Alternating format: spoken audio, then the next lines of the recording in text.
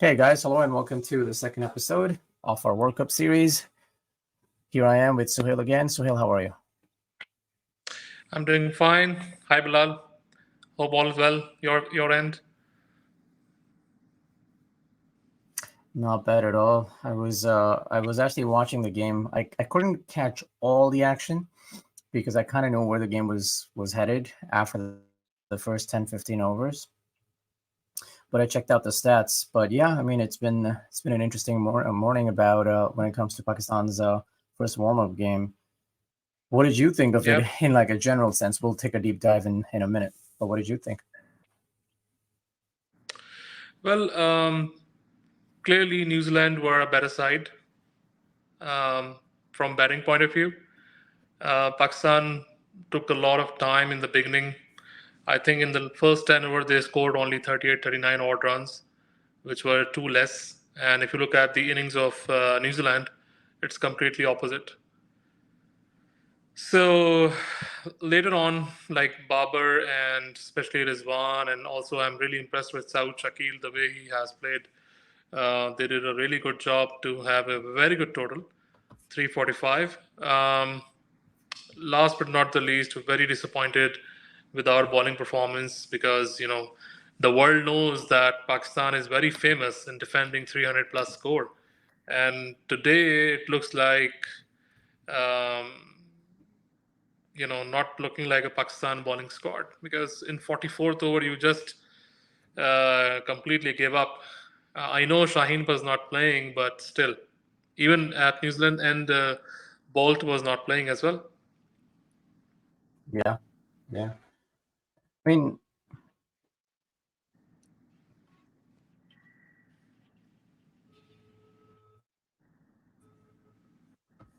that is true. Yeah. So, I mean, if you take a deeper dive into this, I don't know if you can see my screen that I'm sharing right now or not, but it should be visible on the podcast itself. I'm looking at Pakistan's scorecard, right? So, Pakistan decided to open with Abdullah Shafiq and Imam ul Haq today. Abdullah Shafiq scored 14 of 25 balls, and Imam ul Haq scored 1 of 10 deliveries. Um, I know after this, Babar Azam and Rizwan played well, but when it comes to Abdullah Shafiq and Imam ul Haq, at least today, I'm not too worried about the fact that they didn't score runs. My worry mostly is around their strike rates. That if the pitch truly was what it was, why strike rates of 56 for Abdullah Shafiq and 10, so 1 run of 10 balls for Imam ul Haq? Why do you think that would be the case? Why be so extra cautious in a warm-up game? Yeah. Before I give my analysis on this, I would like to take you back to our first episode where we were talking about the right and left hand combination. So I was really glad, first of all, to have something fresh, Hmm. especially on this big occasion. Number one. Number two, yes, couldn't agree more with you. The strike rate is not only poor, extremely poor. And if you look at the strike rate starting from Babar all the way till Iftikhar Ahmed, you see in hundreds. So the Yeah. opening pair took really long time, and as I said, in the first 10 overs, you just made less than 40 runs, which is not healthy for the team because then Babar and Rizwan took a long time to settle in, and also, always early two wickets give the middle order a lot of pressure, and that's the main difference, the opening. But the idea was right. Like overall, the idea was right to have Abdullah and Imam to open, and I'm happy that they are trying different combinations, which is the right way to do. I'm also happy, and I'll take you back to the episode one. We're talking about who will come at number four and number five. So as expected, Rizwan came at number four, and Saud Shakil came at number five, and I think both played really well, especially Saud Shakil. Look at the strike rate, is 141.50. That's something really commendable for a person coming at number five, and especially Saud Shakil position is not permanent as of yet. So yeah, I think the opening is the main culprit. Yeah, yeah. I mean, I agree with you. I think, Yeah, I mean, I am very, very impressed by Sal Shakil. Just before we get to number five, so Babar Azam, as usual, did well. We know it was a flat track, right? I mean, we have pretty good evidence of it now. I did hear Babar say later on that the pitch played better in the evening than it did in the morning. So okay, let's give them that the pitch was even better in the evening. But 3:45 means the pitch was pretty good in the morning too. So Babar played well, 80 of 84, strike rate of 95. I'm pretty sure people are still not going to be very happy about that. But at the same time, he is amongst runs, which is very important before, such a big tournament. Then Mohammad Rizwan, I'm very happy for him that he's already amongst runs and scoring 100, getting that on the board kind of gives you that confidence that, okay, if I can do it now, I am capable of scoring big runs on these pitches. So that's good. Saud Shakil, yeah, very, very good, man. I'm very happy for him. He is the right guy to bat at number 4 or 5. It seems like, as you said, number 5 is going to be his number. 75 or 53. He could have gotten 100 too. That would have been incredible, but not bad at all. This is really good.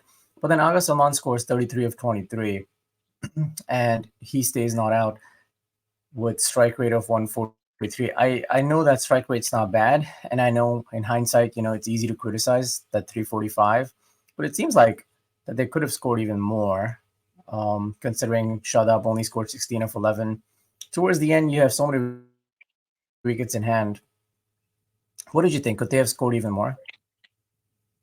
Of course. So to start with, again, I will repeat myself. The opening partnership, the first 10 overs, opening pair is the main culprit. Although the idea was right to have right and left hand combination, but they ruined it. That the first, I would say, the 10 power play overs, and in the end, also. The strike rate is looking good, but I watched some of the innings of Babar and Rizwan, honestly, and they were taking their time, by the way, to settle in. One thing more I would like to add is, of course, looking at the scoreboard, 345 for any team is a good score. I think the team batting second, and there was a little bit of rain as well in the middle, um, once you have a target in front of your head that we have to make like 346 runs, I think that was the game plan. The way they we will come to that. New Zealand batting top order, the way they suddenly sent Ravindra was a kind of uh, a fluke, or I don't know why they decided. It was unprecedented. Nobody thought about it that the spinner will come in the top order. But I think the target was in their mind and they went accordingly. Maybe the pitch played better. At the start of the inning, it was different. But after 10, 20 overs, the pitch got better and better. And that's why our players also got a good chance to, if you look at the average, I'm looking at the strike rate, everyone chipped in very well, like 140 plus strike rate on an average, meaning that it was getting better. And in New Zealand inning, it was way better than Pakistan batting. So a lot of lesson learned from this today uh, warm-up match. Yeah, although I do feel pretty uncomfortable about the fact that if the car batted at the number he did. But let's see if that changes in the future. I don't know what Iftikhar has to do to prove himself to Babur that he is someone that can come in, even score 100.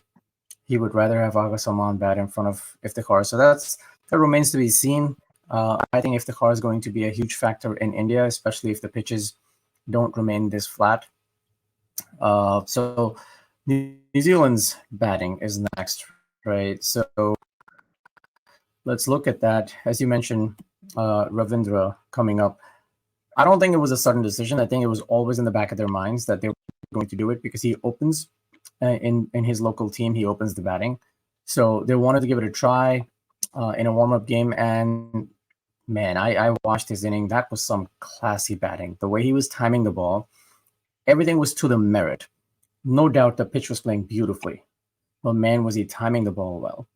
Um, from from Pakistan's point of view, we wanted to see who was going to open the bowling, and it seemed like that this was a competition between Hassan Ali and Hardis Rauf who should really be opening the bowling. And it seems like Hassan Ali did slightly better. Um, then Haris Rauf, he ended up taking a wicket. But yeah, what did you think of that? Yeah, if you talk about Shadab and Iftikhar batting order, if you notice that the game plan from Pakistan team today was Shadab and Iftikhar will not gonna ball today. They will gonna bat only. Hmm. Look at the bowling section. They give full quota to Usama Mir. He's the only bowler who bowled 10 overs, and they used quite heavily Agha Salman and Nawaz as well, giving him like 7 8 overs, meaning that there was a Yeah. game plan to give these bowlers full time, full quota of 10 overs to go and just bowl. Now, my issue is, of course, it was a game plan that Shaheen will not play, but I I looked at the last 3 4 overs bowling of Hassan was pretty ordinary. He was like taken to the cleaners, I would say. Every over he was getting 2 6s and two boundaries. I don't understand the reason of Haris Rauf. He didn't bowl afterwards. It was between Wasim and Hassan Ali. I exactly don't know the reason. Uh, Probably he was not injured, but maybe some game plan. They kept I on think going with Agha Salman. I don't know why. I think the reasoning here would be that people that are sure shot to play in the playing 11, they didn't bowl, or if they bowled, they just bowled enough to get some practice. So Haris Rauf is a sure shot, playing 11 guy. Hassan Ali is still in a way interviewing for the position. Should he play? Should Mohammad Wasim play? They're not quite sure, and it seems like they're also very confused about how many spinners to go with, especially if the wicket turns out to be flat. So they kind of went with, Nawaz bowled, Aga Salman bowled, Osama Mir bowled. Osama Mir, in my opinion, obviously was the pick of the bowlers overall because he was still turning the ball. He was drifting. He was getting drift also. So I think Osama Mir on any pitches, if he played today and he bowled well today, to me, he's an automatic selection. I think based on what we have witnessed today, Bauer might be forced to go with three seamers and two spinners in almost every game because it seems like his third or his fourth seamer is not really there. Without Naseem Shah, they don't have that quality. Hassan Ali looked good for a bit with the new ball, but then afterwards, as you said, he was very ordinary, very ordinary. So, Yeah, yeah, I mean, that's how I look at what you're saying. yeah, Hassan Ali, unfortunately, in the later part of the innings, he was looking like a weak link. As you said, that Haris might have balled 4 overs, and it was a game plan that he will just come in and do the first 10 overs and then he'll go off. Meaning that Hassan was your number one fast bowler today. And last 2 3 overs, we thought that when he came, they were requiring more than 6.4 required run rate. So, but then it looks like so easy for Chapman, and Chapman is a killer batsman. If you remember the last series, what he did to Pakistan, he steal a lot of couple of games from Pakistan. So Chapman can bat. We all know. Nisham can bat. We all know. So they did it. They did it actually, and I think it was not good for the Pakistan captain to um, looking at this bowling Yeah, yeah. I scorecard. mean, I'm sure they may not be happy. overall, though,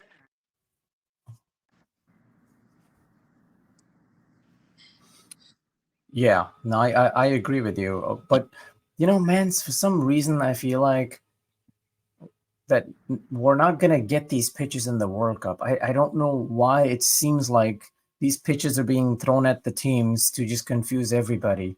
And in the end, they're going to have some 2011 kind of tracks where, 260, 270 might be a winning score if you have good spinners.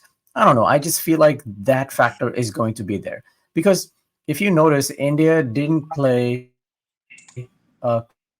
Kuldeep in the Australia series, right? And they specifically said that we're trying to save him. We don't want to overexpose him before the World Cup. They're such flat tracks because on flat tracks he won't be a factor. So I think there's something there. I think there's a big bluff taking place, and they're confusing all the teams. At least they're confusing Pakistan. They're going to make Pakistan go in with the mentality they get flat tracks, and then all of a sudden we're going to get hit with by these sluggish wickets. It's not sluggish per se, but not this flat. What do you think? Yeah, could be the case. Could be. However, as an international player, you should be ready for anything. Anything can happen with you, and Pakistan team is in India right now. They need to be ready for all sort of conditions, whether it's spinning track, a highway kind of a track. Where today what happened? Look at 345 done. I was just looking at other match as well. Sri Lanka, Bangladesh also 264 done in 42 overs. It was so easy for them. So it seems like the team batting second will have an advantage. As I said earlier, once you have a target that I have to make 345, 346, you pace up your inning accordingly. And that's what Ravindra did and Williamson did. They pace up their inning according to the target. And we also discussed about the first 10 overs of Pakistan openers. It was a disaster.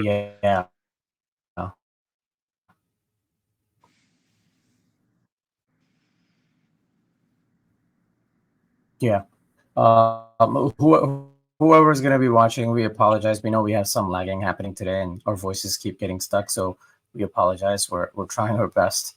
Um, but yeah, but coming back to the points you're making, but yeah, we never know what's going to happen. The Sri Lankan game today was very interesting. Bangladesh won pretty easily in the end. But these warm-up games are warm-up games, right? I mean, Babur can make the case that I don't even have my best bowlers playing. I didn't even have my number one fast bowler today bowl more than 4 overs. So I don't think we can draw too many conclusions from this. What I do like about Babur is that he stuck to his plan. He didn't bowl Harris more than he should have. But at the same time, I'm pretty sure Harris also would have, the way Ravindra was batting, he didn't respect anybody. Um, but Ravindra, man, it's scary because he didn't have to slog. It was all proper shots. Pretty scary. True that. True that. Maybe he's one of the batsmen to watch for throughout the tournament, I would say. And as from India, Gautam Gambhir said about Babar, so you can see Babar is a run machine. He scored really well and he was hitting sixes in Hyderabad. So um, they are going to play in Hyderabad in the upcoming weeks, so it's good for Baba to settle in, and they are now reading the condition. So I agree with you in terms of it's a warm up game at the end of the day. Look, like Rizwan got retired hurt. Uh, Williamson also, he just chipped in 54 and then he went out. So it was a warm up game. If Rizwan could have continued, the score could have been 365, 370. That would have been a different case. So yeah, a lot of learning. And one point regarding you said like Babar might say that okay, I was without my best bowler Shaheen. So let's take it another scenario that this is kind of a technique or a learning way. I would say that you may have such kind of scenario, and Pakistani fast bowlers are prone to injuries. It happened in the last big tournaments that Shaheen was out and Naseem was out and sometime Haris was out. So this is kind of a scenario-based warm-up game, the way they have done it, and also as I mentioned, quite uh, in a planned way.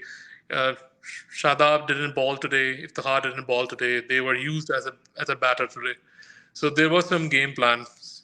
And according to my knowledge, I think this warm game has no recording in terms of ICC stats, isn't it? So maybe they just went on with it like that.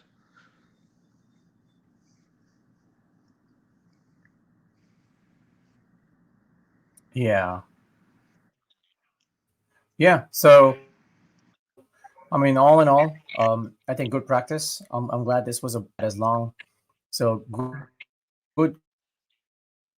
good outing for both teams, bowling wise and batting wise. I think Pakistan definitely has an issue in the middle overs, not just middle overs. They just have an issue, bowling issue right now in general. I feel unless they get a second bowling lineup that can run through batting teams. I think they have a bowling lineup that can run through batting teams. I think That is something we now have seen in ODIs, even in Pakistan. Even when they won against Australia last year, they scored over 300 runs, or they chased down over 300 runs. They gave away 300 runs, right?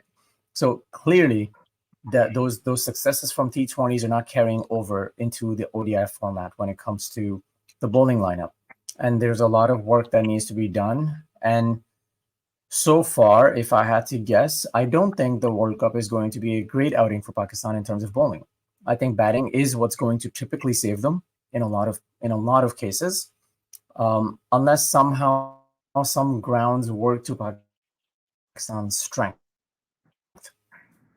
when it comes to early swing of Shaheen. If that doesn't happen, if Shaheen does not strike in the first 3 overs, theme that we have seen in the last few months. So let's see what happens. I think good game for overall, good practice for both teams. And do you have any parting thoughts before we call this episode? Yeah, one point I would like to make as a conclusive remarks. Looking at the Asia Cup and looking at this match, Pakistan is a little far away from top four. Given that scenario of excluding Shaheen, and even with Shaheen, it would have been tough the way New Zealand have played today. So they need to, as we discussed in the last episode, that these starting games are very important. Unlike the way Pakistan used to play, like they always get the momentum in the very end. They have to win all the game, last 4 game, 5 game, and somehow made it into the quarterfinal or semi-final. But I think they need to be a little more methodical rather than, as you know, um, it's like a do and die condition. I would really want Pakistan to go in their heads high and play well. And as I said, they need to make a statement out of it in their first official World Cup game with Netherlands on 6th October. Currently, coming from Asia Cup and this warm I up know, game, man. it's not looking so great. Yeah. Yeah, yeah. So I mean, let's see. When do you know when the next warm up game is? We have to check the schedule, but yeah, they have one more game in the next 2 3 days. So definitely we must catch up on that. It's coming up in the next 2 3 days. Yeah, we may go to the schedule and try to see, but it's happening in 2 3 days actually coming up. Yeah. Okay. Make sure that we cover that game for everybody that is interested in following us. And guys, thank you Yep. so much for joining us again. We're going to be back with the coverage of the warm up game. And if you have any thoughts, any comments, please leave us comments on the YouTube channel, and we would love to respond back to those questions during our podcast in the next time. All right, guys, you take care. Thank you so much, Sahil. Talk to you soon. Thank you, Bilal. Yeah, sure. Bye.